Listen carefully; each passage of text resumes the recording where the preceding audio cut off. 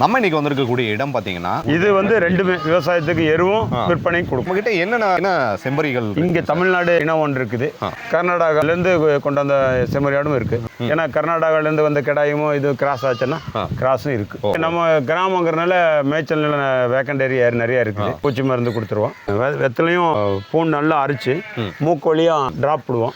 அந்த சளி தும்மல் வழியா சளி பூரா வெளியே வந்துடும். இப்படி அது தும்மிக்கிட்டே இருந்துச்சு. முதன் முறையாக ஒரு ஆடு இழுமுறது இப்போதான் பார்க்குறேன். மூக்கு வழியாக வர்ற சளி அதிகமாக இருக்குது, நல்லா கெட்டியாகவும் இருக்குது. ஓகே, இது எப்படி சார் நீங்கள் விற்பனைக்கு எப்படி கொடுத்துட்ருக்கீங்கன்னா? 450 ரூபாய் கிலோன்னு கொடுக்குறோம். ஒர்க் பண்ணுறவங்க ஏதோ எமர்ஜென்சி வேணுன்னா 300 ரூபாய்ன்னு கூட கொடுத்துருவோம். அவங்களுக்கு கன்செஷன் ரேட்டில் கொடுத்துருவோம். எல்லா வகையான கொடியும் செடியும் மேய்க்கும். ஏன்னா உடம்பு சரியில்லைன்னா கூட வெள்ளாட்டு கறி கொடுங்க, ஒரு மருந்தாவே யூஸ் பண்ணிப்பாங்க சார். கண்டிப்பாக மூலிகைகள் மாதிரி. எப்படி ஆரம்பிச்சா அதில் ஜெயிக்க முடியும் சார்? மேய்க்கிறக்கு இடம் இருந்தால் ஒரு ஆள் 30லேருந்து 60 ஆடு இருந்தால் ஒரு ஆளுக்கு. இப்போ பருவம் மாறிச்சுன்னா 2 வருஷத்துக்கு 3 தடவை. ஓகே. ஏன்னா இங்கே ஒரு 150 செம்மறியாடு இருக்குது. அது மேயர் போகிற டைம் ஆகிப்போச்சு, அது இப்படி தான் போகும். ஒன்று போனால் அப்படியே லைனாக போயிடும். செம்மறியாடு கடாய் வந்து நல்லா விலைக்கு போகும். ஒரு ஆடுக்கு 2000 ரூபா 2500 எச்சா கிடைக்கும். செம்மறியாடோட எருவு வந்து நல்லாவே பலன் கொடுக்கும். இல்லை கண்டிப்பாக 50 கிலோக்கு மேலே தான் வரும். நல்லா 25,000 30,000 வரைக்கும் கூட போகும். கிராமங்கிறதுனால மேய்ச்சல் நிலம் நிறையா இருக்குது, வேக்கன் நிலம். அதில் நல்லா மேய்ச்சிக்கிறோம். மேய்க்கிறது சிரமம் இல்லை. அந்த தட்பவெப்பநிலை தகுந்த மாதிரி மாற்றிக்குவோம் 2 செட்டியும். இந்த அடர் தீவனம் மட்டும் நம்மளே மிக்ஸ் பண்ணுறோம். மக்காச்சோள மாவு, பயிர் புண்ணாக்கு, பயிர் வகை உளுந்து குருணை, துவர குருணை, இந்த மாதிரி நம்மளே மாட்டுக்கு மிக்ஸ் பண்ணுறோம். ஆட்டுக்கு டெய்லி கொஞ்சம் சேர்த்திடுவோம். இங்கே அந்த குட்டிக்காக தனி ஒரு ரூம் மாதிரி செட் பண்ணி பார்த்துக்கலாங்க.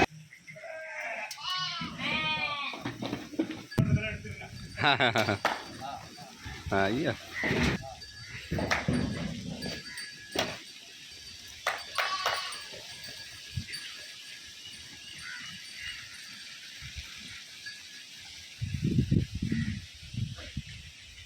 ஆல்ரெடி நம்ம நந்தகுமார் சாருடைய ஃபார்ம்ஸ் வந்து நீங்கள் மாட்டு பண்ணையும் பரநாடு வளர்ப்பும் பார்த்துருப்பீங்க. அதோட பார்த்தீங்கன்னா செம்பரி ஆடுகள் 150 ஆடுகள் வந்து இங்கே மேய்ச்சல் முறையில் வந்து வளர்த்துட்டு இருக்காங்க. ஸோ இது வந்து விற்பனைக்கும் கொடுப்போம் அப்படிங்கிற மாதிரி சொல்லியிருக்காங்க. ஸோ சார் வந்து சோமு சார் வந்து மேனேஜர் சார் இருக்கார். எகைன் அவளை நம்ம சந்திக்கிறதுல மகிழ்ச்சி அடைகிறோம். சார் வணக்கம் சார். வணக்கம் சார். நல்லா இருக்கீங்களா? நல்லா இருக்கும் சார். நம்ம ஃபார்மை பற்றி ஒரு அறிமுகத்தையும் உங்கள் அறிமுகத்தையும் கொஞ்சம் சொல்லுங்கள். இது வந்து வெங்கடேஸ்வரோட நிறுவனர் நந்தகுமாரோட ஃபார்ம்.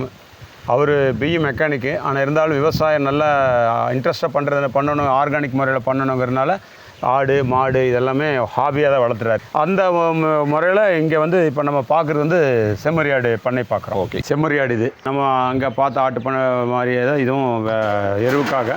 இருந்தாலும் இது வந்து நம்ம சேல்ஸ் பண்ணிடுறோம். செம்மறியாடு கடாய் வந்து பக்ரீத்துக்கெல்லாம் நல்ல மார்க்கெட் இருக்குது. எங்ககிட்ட எப்பவுமே பக்கமாக கார்மேடு டீச்சர்ஸ் காலனி மேட்டுப்பாளையம் கார்மேடு டவுன் இருக்கிறதுனால கடாய் வந்து நிற்காமல் போயிடும். அதனால் இது வந்து எருவும் கூட எங்களுக்கு வியாபாரம் பண்ணுறது பெரிய பிரச்சனையும் இல்லை, ஈஸியாக வியாபாரம் ஆயிரும். இங்கே பார்த்தீங்கன்னா இங்கே ஒரு 150 செம்மறியாடு இருக்குது. இது பூரா மேய்ச்சல் முறை தான். செட்டு 2 செட்டாக இருக்குது இல்லைங்களா? ஆமாம் சார். இது நைட் ஒன்று பகல் ஒன்று அப்படி விட்டுக்கிறது. ஆக்சுவலாக பகல்லையும் மழை வந்தாலும் அதிகமாக வெயில் அடித்தாலும் உள்ளே போயிடும். நைட்டு கம்பல்சரி செட்டுக்குள்ளே போயிடும். பனி மழை இருக்குது இல்லைங்களா? ஆமாங்க. பனி மழை இல்லைன்னா நைட்டிலும் வெளியே வச்சுக்குவோம். அப்போ காத்தோட்டமாக நல்லா இருக்குது. இல்லை போயிடும். அது நீ மேய்ச்சல் போகிற டைமே போச்சல, வெளியே தான் போகும். நம்ம இன்னும் போயிடும்ல, ஒன்று போகணும் போயிடும். போட ஒன்று போனால் அப்படியே லைனாக போயிடும்.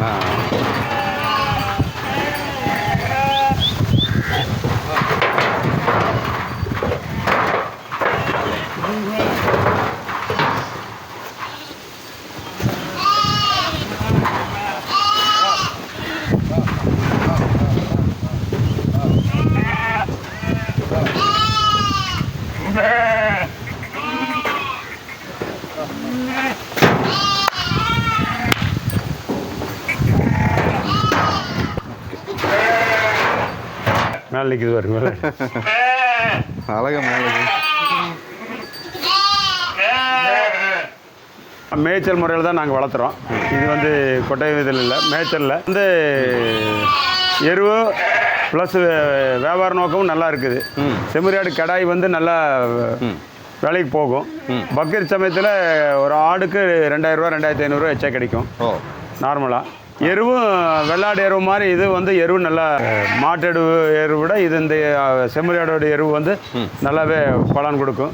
செம்மறியாடு வந்து ஒன்று நம்ம தமிழ்நாடோட ஆடும் இருக்குது, மைசூரோட ஆடும் இருக்குது. ஏன்னா மைசூர்கார் நம்மகிட்ட கர்நாடகாவிலேருந்து வந்து வேலை செய்கிறவங்க இருக்காங்க. அவங்க ஒருத்தர் ஆடு வளர்த்துட்டு இருந்தார். அந்த ஆடும் கொண்டு வந்து நம்மளுக்கு கொஞ்சம் சேர்த்து விட்டார். அதனால் பார்த்தோம்னா 2 ஆடும் இருக்குது. இந்த இதெல்லாம் பார்த்தீங்கன்னா நம்ம ஆடுங்க.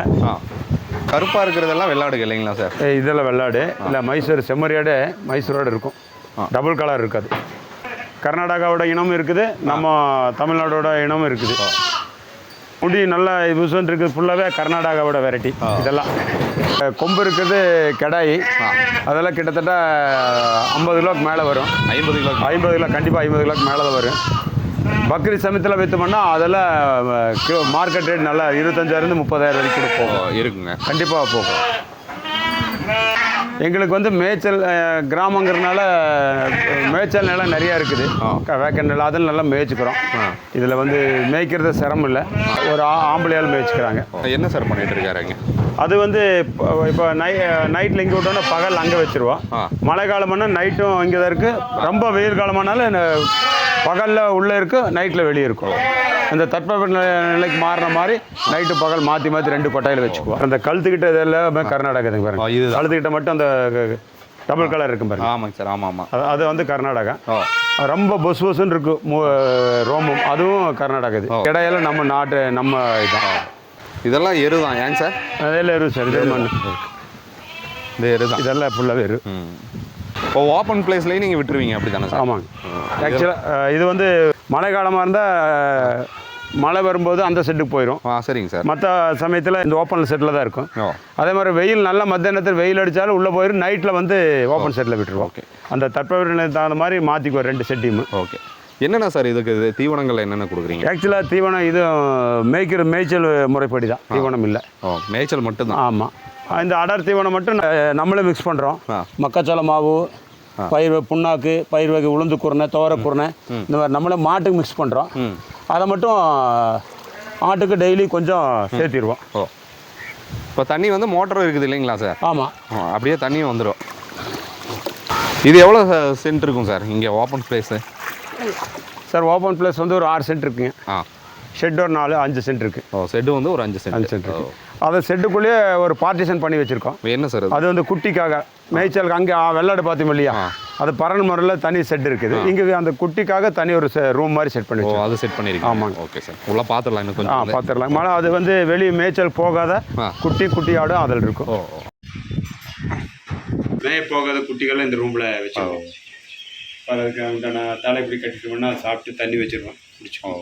எதுக்கு சார்? அது தோல் ஏதோ ஆட்டுக்கு ஏதோ ப்ராப்ளம்? அது தோல் உறிஞ்சிருக்குது. அது இப்போ மருத்துவம் பார்த்துட்டு இருக்கோம். இப்போ 150 செம்பரி ஆடுகள் நீங்கள் வச்சுருக்கீங்க சார். அதாவது ஆல்மோஸ்ட் நீங்கள் அந்த மாடுகளும் ஆடுகளும் பார்த்தீங்கன்னா உரத்துக்காக தான் அதை வளர்க்குறோம். ஒரு விவசாயம் நல்லா இருக்கணும், இயற்கை விவசாயத்தை காக்கணுங்கன்னு கண்டிப்பாக. ஆனால் இது வந்து விற்பனைக்காக நீங்கள் இது வந்து 2மே விவசாயத்துக்கு எருவும் விற்பனை கொடுக்குறீங்க. கண்டிப்பாக சார். நம்மக்கிட்ட என்னென்ன இன செம்பரிகள்? இங்கே தமிழ்நாடு இனம் ஒன்று இருக்குது, கர்நாடகாவிலேருந்து கொண்டு வந்த செம்மறி ஆடும் இருக்குது.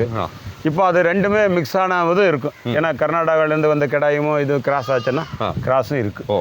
இப்போ 150 செம்பரி ஆடுகளை மேய்ச்சல் முறையில் மட்டும்தான் இதுக்கு நீங்கள் பணியாளர்கள் ஏமாத்திருக்கீங்க. ஆமாம் சார். எங்கே சார் மேய்ச்சலுக்கு வந்து இங்கே ஏரியா? இங்கே நம்ம கிராமங்கிறனால மேய்ச்சல் நிலம் வேக்கண்ட் ஏரியா நிறையா இருக்குது. அதனால மேய்க்கிறது சிரமம் இல்லை. நல்லா இங்கே போய் மேய்ச்சிக்கிறோம் சார். எப்படி சார் பராமரிப்பு எப்படி பண்ணுறீங்க சார்? நம்ம ஆடுகளுக்கு வந்து எந்தெந்த மாதிரியான ஆடுகளுக்கு வந்து பார்த்தீங்கன்னா அதே மாதிரி 3 மாதத்துக்கு ஒருக்கா நம்ம டேவோமின் பூச்சி மருந்து கொடுத்துருவோம்.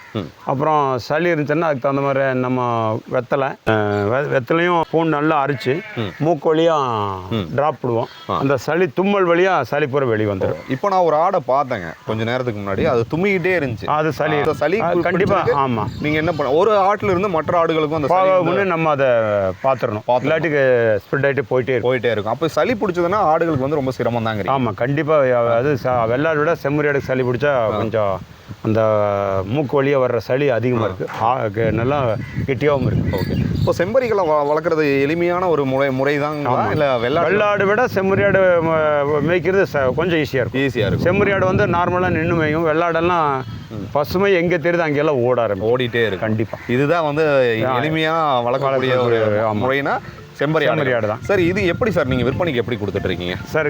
கிலோ தான் சார். நம்ம வந்து மேக்ஸிமம் பக்ரீத்துக்கு போயிடும். நல்லா மேட்டுப்பாளையம் காரமடை டீச்சர்ஸ் டவுன் இருக்கிறதுனால பக்ரீத் தங்கும்போது நல்லா வேக்கன்ட் இருக்குது. ரெண்டாவது என்னென்னா நம்ம கொடுக்க முடியதில்லை, நம்மகிட்ட வர்றது எல்லாம் போயிடும் எடாய். சார் எவ்வளோ சார் இது எவ்வளோ பட்ஜெட்டில் நீங்கள் கொடுத்துட்ருக்கீங்க? ஆக்சுவலாக ஆடு பக்ரீத் சமயம்னா 450 ரூபாய் கிலோன்னு கொடுக்குறோம். அப்புறம் நம்மக்கிட்ட ஒர்க் பண்ணுறவங்க ஏதோ எமர்ஜென்சி வேணுன்னா 300 ரூபாய்ன்னு கூட கொடுத்துருவோம். அவங்களுக்கு கன்செஷன் ரேட்டில் கொடுத்துருவோம். சரி, ஆட்டுக்கறின்னு வரும்போது சுவை வந்து வெள்ளாடு அதிகமாக இருக்கும், நல்ல சுவையாக இருக்குமா இல்லை செம்பரி? சார் ஆக்சுவலாக சுவைன்னு பார்த்தீங்கன்னா ஒரு சிலர் வந்து வெள்ளாடு வந்து செடி கொடிகளையே மேய்றதுனால வெள்ளாடு கறி தான் பிடிக்கும். ஒரு சிலருக்கு வேலியில் போய் எல்லா வகையான கொடியும் செடியும் மேய்க்கும்.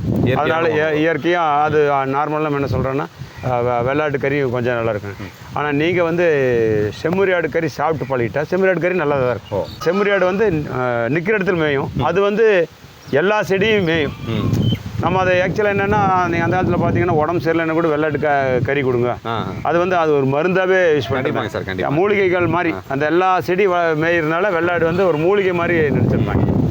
இப்போ செம்மறி ஆடு வளர்க்கணும், இதில் நான் வெற்றி பெறணும்னா எப்படி ஆரம்பித்தா இதில் ஜெயிக்க முடியும் சார்? சார் நீங்கள் இப்போ ஒரு ஆள் நார்மலாக மேய்க்கிறக்கு இடம் இருந்தால் ஒரு ஆள் 30லேருந்து 60 ஆடு இருந்தால் ஒரு ஆள் கேசி. எங்களுக்கு ஆள் எங்கள் ஏரியா லேண்டு நிறையா இருக்கிறனால 150 160 வச்சிருக்கு. அப்படி ஒரு ஆள் வந்து 160 மெயின்டைன் பண்ண சிரமம் மேய்க்கிறது.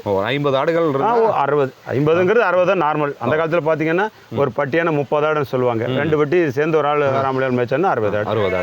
சரி, எப்படி சார் வருமானம் இதில் ஈட்ட முடியுங்க? ஒரு 60 ஆடுகள் இருந்தால் கண்டிப்பாக வெள்ளாடு 2 குட்டி போடு, செம்மறி ஆடு ஏதோ 1 தான் 2 குட்டி போடும், இதெல்லாம் ஒரு குட்டி தான். ஒரு குட்டி தான், வருடத்துக்கு 2 சில ஆடு 2 வருஷத்துக்கு 3 தடவை போடும்.